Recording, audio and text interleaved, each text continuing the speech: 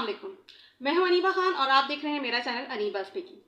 आज की जो मेरी वीडियो है स्पेसिफिकली डिज़ाइंड है मैरिड वुमेन के लिए, यानी शादीशुदा औरतों के लिए। अच्छा, ये क्यों है ये मैं आपको आगे वीडियो में समझ आएगा, क्योंकि इस वीडियो का बेसिकली आदमियों से कोई लेना देना नहीं है, बल्कि इसमें जो भी एडवाइस है, जो भी थॉट है, जो भी टॉपिक है, जो भी प्रोसेस है, वो सिर्फ शादीशुदा खवातीन के लिए है। तो वीडियो को पूरा देखिएगा, लाइक शेयर और सब्सक्राइब ना भी करें, मैसेज को अगर अपने अंदर अपनी लाइफ में इम्प्लीमेंट कर लेंगे तो वो मेरे चैनल के लिए ज़्यादा बेहतर होगा। अच्छा, हमने ज़्यादातर देखा है कि वालिदैन जो हैं वो बेटे की ख्वाहिश करते हैं, बेटियों की नहीं। इसकी वजह क्या है? जबकि बेटियां ज़्यादा प्यार भी करती हैं, वफादार भी ज़्यादा होती हैं, सब चीज़ें बेटियां ज़्यादा करती हैं, ख्याल ज़्यादा करती हैं, तो लोग बेटों को ज़्यादा क्यों प्रेफर करते हैं? उसकी वजह ये है कि बेटियां आपके घर से चले जाने के बाद आपका सहारा नहीं बनती। एक जुमला आपने बहुत सुना होगा कि बेटे बुढ़ापे का सहारा होते हैं, बेटियां नहीं होती। वो यहाँ से चले जाने के बाद, यानी अपने मैके से चले जाने के बाद, अपने आप को उस घर का हिस्सा नहीं समझती। वो समझती है हमारी शादी हो गई, अब हमारा घर वो है, क्योंकि पेरेंट्स ने बचपन से भी दिमाग में यही डाला है कि उनका घर वो है और मैका बस मैका है, बस मिलने जाना है, वो घर नहीं है आपका। तो बुढ़ापे में वालिदैन का सहारा कौन बने? ऑब्वियसली बेटा, क्योंकि फिजिकली, इमोशनली और फाइनेंशियली हर तरह से बेटा सपोर्ट कर रहा है। तो बेटी क्या कर रही है? आज के दौर में जब हम कहते हैं कि लड़का लड़की बराबर है, हम सब इकट्ठा खड़े हैं, एक जगह पे खड़े हैं, हमें बराबरी चाहिए, तो बराबरी हर तरह से होनी चाहिए। सिर्फ फायदे में बराबरी नहीं होनी चाहिए, पर जब देने की बात हो, रिस्पॉन्सिबिलिटीज को उठाने की बात हो, बराबरी उसमें भी होनी चाहिए। आपको जहां आप पैदा हुए हैं वो घर भी आपका है, वो वालिदैन जो वहाँ मौजूद हैं आपके मैके में, वो भी आपकी जिम्मेदारी है, और उस जिम्मेदारी को आपने उसी तरह से उठाना है जिस तरह से आपका शौहर आपकी सास की जिम्मेदारी उठा रहा है। अब इसमें कुछ लोग मुझसे ये कह सकते हैं कि भाई हम तो नौकरी नहीं करते, हमारी कोई अर्निंग ही नहीं है, अगर हम कमा रहे होते कोई अच्छी अमाउंट तो हम कहते भाई हम अपने घर पे भी खर्च करते, कुछ अपने मैके में भी देते, उनका भी ख्याल रखते। तो जी, मैं आपको सिर्फ इतना बता रही हूँ कि कोई आपसे ये नहीं कह रहा कि आप हर महीने राशन पहुंचवा दें अपने मैके में।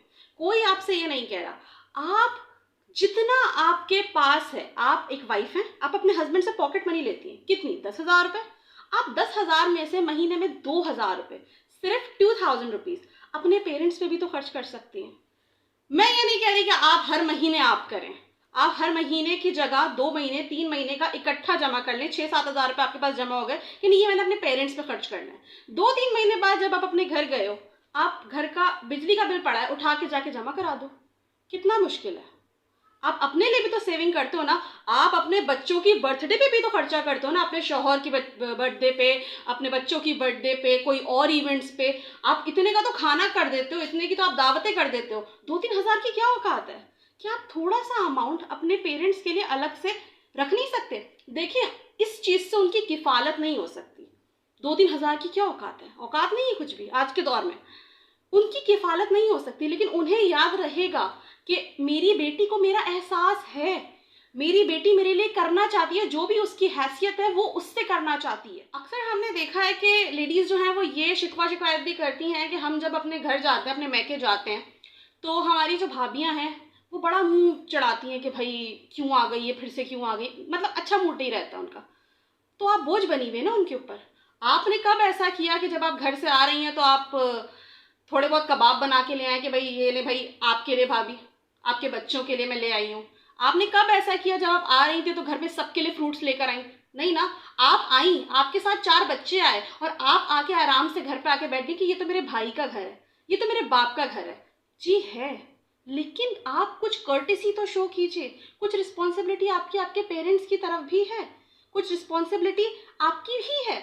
आप सिर्फ उसको आरामगाह की तरह इस्तेमाल नहीं कर सकते कि आप वहाँ जाएं और जाके आप पड़ जाएं और आप अपनी भाभी से एक्सपेक्ट करें कि वही आपको खाना भी पका के देगी, आपके बच्चों का भी ख्याल करेगी और फिर कुछ बोलेगी भी नहीं और फिर चिढ़ेगी भी नहीं। जब आप हर 4-6 महीने में एक दफ़ा, सिर्फ एक दफ़ा, मैं हर महीने का नहीं कह रही, हर 4-6 महीने में सिर्फ एक दफ़ा उठ के घर का बिल, पानी का बिल, गैस का बिल या कोई और इस तरह के गिफ्ट्स, बच्चों के लिए, किसी और के लिए, बड़ों के लिए, माँ बाप के लिए, भाई के लिए, भाभी के लिए गिफ्ट्स लेकर आएंगे ना, आपकी अपनी वैल्यू बढ़ेगी। ये तो रसूल अल्लाह भी कहते हैं हमारे कि तोहफे तोहफ़े दिया करो, इससे मोहब्बत बढ़ती है। बाकायदगी से ईद पर आपके जोड़े बचपन में बनते थे, बाकायदगी से आपके जोड़े अब भी बन रहे हैं, आपका शौहर बना रहा है। आपका शौहर अपनी माँ के लिए भी बना रहा है, अपनी बहनों के लिए भी बना रहा है, और अपने बच्चों के लिए भी बना रहा है, और आपके लिए भी बना रहा है। सोचिए आपके पेरेंट्स का कोई बेटा ना हो तो उनके लिए कौन बनाएगा? आप तो बना नहीं रही, आपको तो सिर्फ अपने से मतलब है। आपको एक से एक ब्रांडेड जोड़ा पहनना है, लेकिन आपके पेरेंट्स का जोड़ा नहीं बना। आपने बस उनके घर शीर खुरमा खाने जाना है, ईदी लेने जाना है, इतनी ईदी देनी है उनको, आपने पहले से सेट करके रखा है, हाँ हाँ मेरे पेरेंट्स हैं वो तो देंगे ही, बकरीद पे राम तो आपके घर पे आएगी। ये सब कुछ सिर्फ लेने लेने की बातें आपके लिए क्यों है, देने के लिए क्यों नहीं है कुछ? कभी आपने सोचा कि यार मैं ईद पे 3 जोड़े मैंने बना लिए, मैं एक जोड़ा अपनी अम्मी का भी बना लेती हूँ, एक जोड़ा अपने बाप का भी बना लेती हूँ।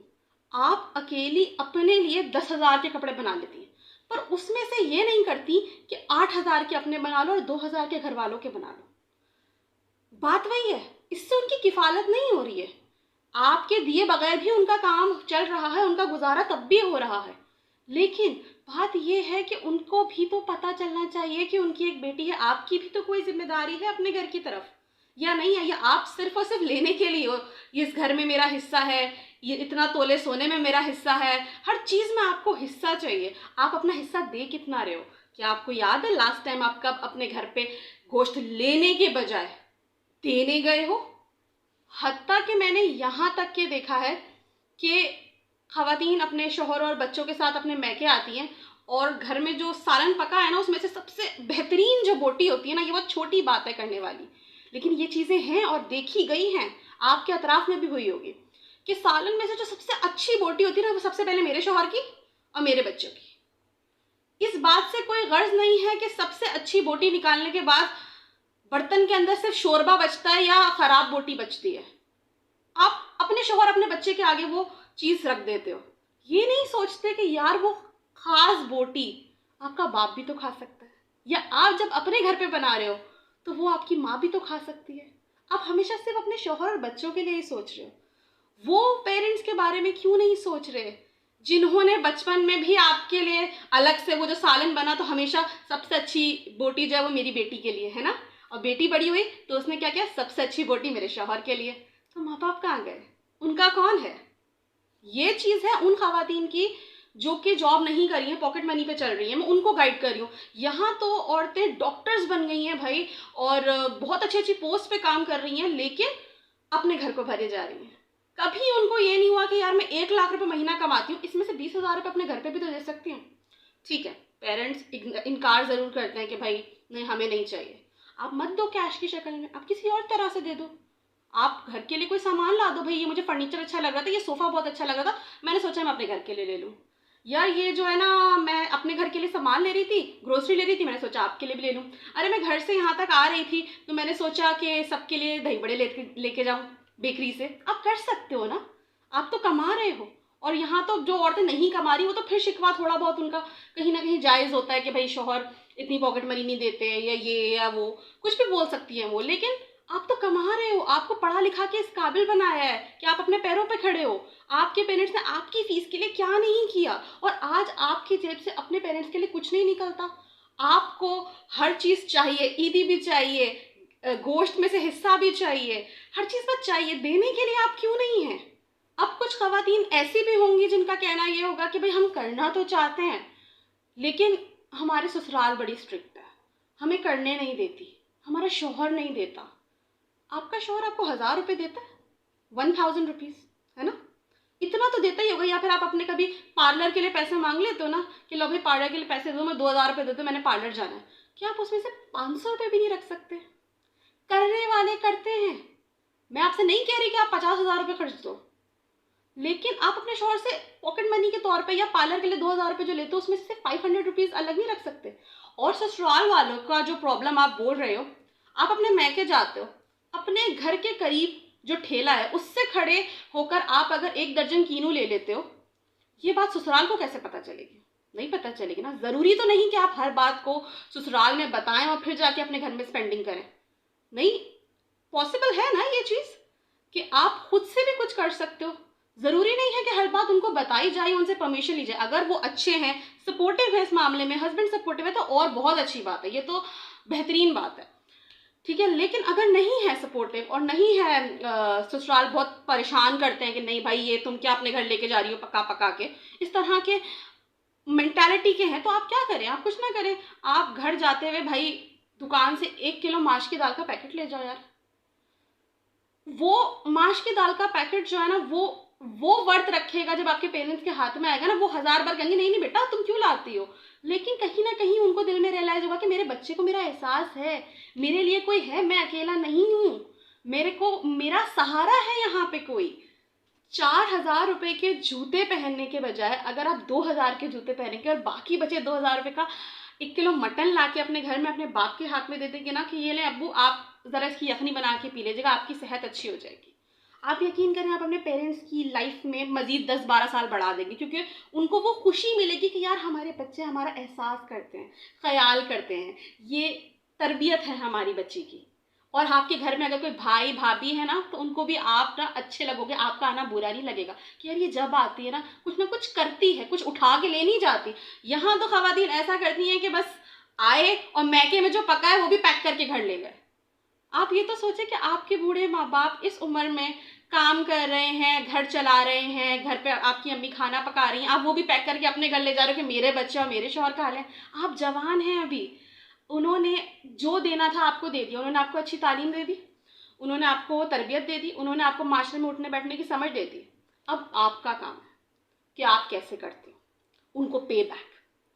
ये बहुत स्टूपिड रीज़न है कि मैं लड़की हूँ मैं क्या कर सकती हूँ। ये उससे ज़्यादा स्टूपिड रीज़न है कि मेरा ससुराल मुझे नहीं करने देता या मेरा शौहर मुझे नहीं करने देता। Nobody in the world is right here जिसकी जेब में 1 रुपया भी ना होता। आपके पास 1 रुपया भी होता है ना, तो आप उसमें से आधा अपने पेरेंट्स के लिए रखो। इससे उनकी किफ़ालत नहीं होगी, लेकिन इससे उनके दिल को जो खुशी मिलेगी और आपको जो सेंस ऑफ रिस्पॉन्सिबिलिटी मिलेगी, दैट मैटर्स। इस वीडियो को देखने के बाद आप लाइक ना करें, आप सब्सक्राइब ना करें, आप शेयर भी ना करें, आप सिर्फ घर से बाहर जाके अपने पेरेंट्स के लिए 1-2 किलो फल लेकर आ जाएंगे ना, और उसका अजर अगर मुझे मिल जाएगा तो इस वीडियो को समझ लूँगी मैं कि ये सही जगह पहुँच गई और इसका मैसेज सही लोगों तक कन्वे हो गया। मुझे सुनने का बहुत बहुत शुक्रिया। अल्लाह हाफ़िज़।